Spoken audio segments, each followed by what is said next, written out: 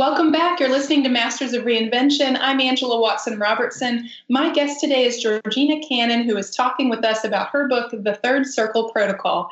And we're talking about how you can learn to relate to yourself and others in a healthy, vibrant, and evolving way. So, Georgina, in this segment, I would love to talk a little bit more about the family dynamics and relationships. On the commercial break, we were talking a little bit about family and combining families and, even mother-in-laws. So let's talk a little bit more about family gatherings. So family gatherings, as we've discussed, are a big stressor for people, and often people loathe them or avoid them altogether. And this is super timely right now as we're coming up on the holidays. So what can our listeners do to enjoy family gatherings more? And how would the Third Circle Protocol apply to this? Two ways. First of all, if you remember to allow people to be who they are, you won't be upset or disappointed if someone greets you with, "Oh, I see you put on weight." And it's, this person is always finding fault with you or everybody. You won't take it personally. You'll just say, "Oh, there they go again." And you'll just accept it for what it is. That's the way they are. And it doesn't matter. It doesn't matter. The other thing to understand about family gatherings is, as we talked about earlier, people go back to their old patterns of interaction, of being subservient or being a bully or whatever. And if you have someone in the family that demands that you are wrong and they're always right, a wonderful phrase to say is, Uncle Bill, I can understand that from where you're sitting, it makes perfect sense. But from where I am, not so much. But I totally get it, that from where you're sitting, you probably feel absolutely right. And they've got nowhere to go with that. And they may go, yes, but. And you say, I get it. I totally get it. And I promise you, if you use that, it'll save a lot of time and anxiety because you've got a tool to deal with it. I love that. It seems like it's a perfect middle ground between kind of standing in your own truth and not necessarily just going along with something maybe you don't agree with, but at the same time validating the person for where they're at and how they feel. That's right. It's a good combination. So we talked a little bit on the break about the mother-in-law dynamic, which is the dynamic and relationship that I'm particularly interested in as I'm newly married a few years ago and about to have my first child. So can you share with our listeners a little bit more about how the Third Circle Protocol can help specifically with daughter-in-law and mother-in-law relationships? Yeah, absolutely. One of the things I tell my clients always is to understand, first of all, that she's lost her son. And she may be a wonderful, kind, loving person, but there's always going to be a tinge of resentment there. She's lost her son. She hasn't lost him, you've taken him away. You've taken away her son, and you've replaced her in his life. Now, imagine what that feels like. Sometimes that's exacerbated by cultural values. I'm sure you're aware of this, but in Toronto, we have many, many cultures. And depending on the culture that you come from, especially the first son always takes care of the mother. And that's a given. And if you don't know that, you're in for a nasty shock. There's nothing that can't be solved by discussing it, any situation with the mother-in-law, as long as the husband's on side and setting boundaries. And as long as she knows she's loved and wanted in the life of the family, within the boundaries or outside the boundaries, whichever way you want to look at it, she's bereft. She's in mourning. And when people are bereft, they fight hard to get back what they lost, either emotionally or physically. I have a client who came to see me who was very upset because her son wasn't talking about her. He wasn't talking to her. And I asked what happened. And she said, my son has just, notice the language, my son has just had a new baby.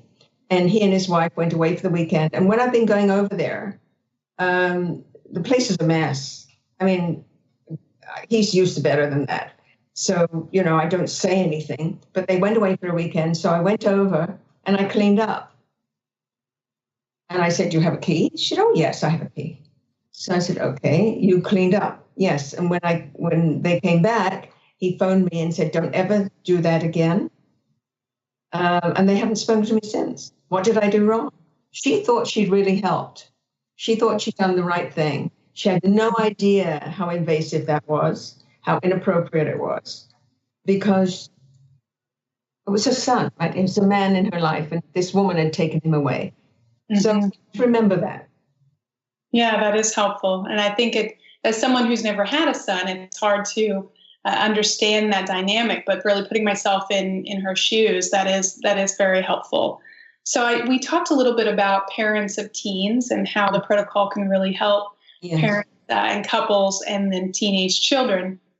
And parents of teens are often having issues with communication, as you mentioned. So if a client came to you and asked, how can I understand my teen better? Can you elaborate a little bit more on what you would say to that client? Yes, I would say, have you asked your teen how you can understand them better? And the answer is, if it's a girl, she just flounces out the room and slams the door behind her. And if it's a boy, he usually just grunts and goes to his computer. I mean, I'm typecasting, but that's generally what it is.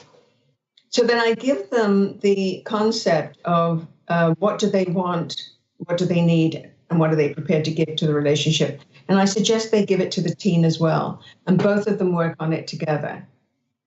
And quite often the first draft is a mishmash because the teen thinks it's a big game and says what they want is to stay all night with their friends.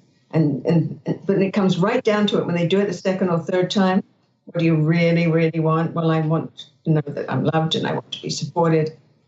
And I want to not go to university when I leave high school. I want to take a year off. So those things begin to come through.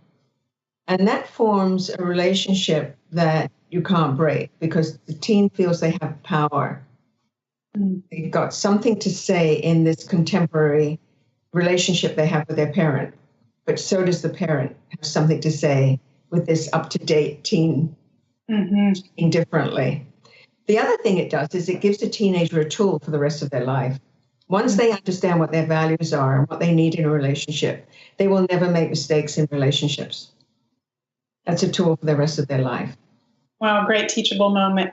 Very teachable moment to take to university and whatever, through life.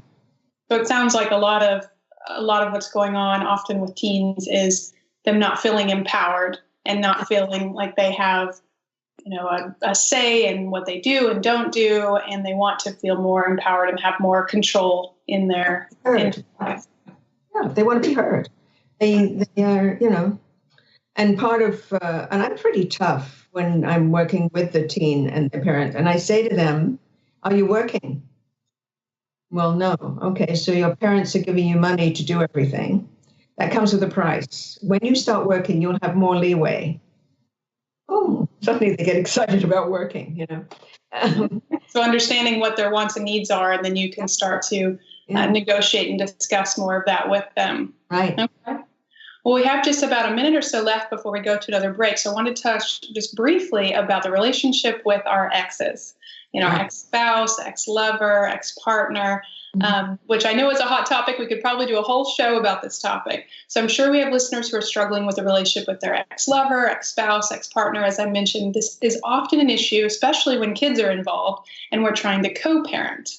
I'm sure you've dealt with clients that are having issues in that dynamic. So what can our listeners do to improve the relationship with their ex? If we have a listener that's saying, man, my ex is driving me crazy, or I feel like they're undermining me, what would be a few tips that you would give them, and how could they use the protocol? Well, one of the first things to do is not vent on Facebook. Do not vent on social media. You will live to regret it. Operate from your best self always. Know what your values are and operate from your best self, the best part of you. Because especially with children involved, remember that children are part of you and part of them. So when you're dissing your ex-partner, you're dissing that part of that child. And that child doesn't know what to do with that piece of information. So it's not just you and your partner, your ex-partner you're talking about, but the children in between. Always take the high road and operate from your best self. It'll be hard. It's not easy. Having been there, I've done it. It's not easy. But remember the goal. The goal is long-term. The goal is not to get back at that person short-term. Mm-hmm. Use your best self. I love that. Really calling out that, if you are saying something negative about your ex, there's an aspect of that ex and that person, a huge aspect in your child. So you're to some extent putting down your child as well. I had not really thought about that before. I think that's super powerful. So thanks for sharing that. So we are going to take another break. But before we do, can you tell our listeners one more time how they can get in touch with you and where your books are available, Georgina? Sure. The books, both this book and previous books, are available on Amazon.com. And you can get hold of me through my website at georginacannon.com. And So we're going to take a quick break, and when we come back, we will explore a little bit more about how you can improve all the relationships in your life. We'll be talking specifically about working with aging parents. You're listening to Masters of Reinvention with Angela Watson Robertson and my guest, Georgina Cannon, author of The Third Circle Protocol. Stay tuned. We'll be right back.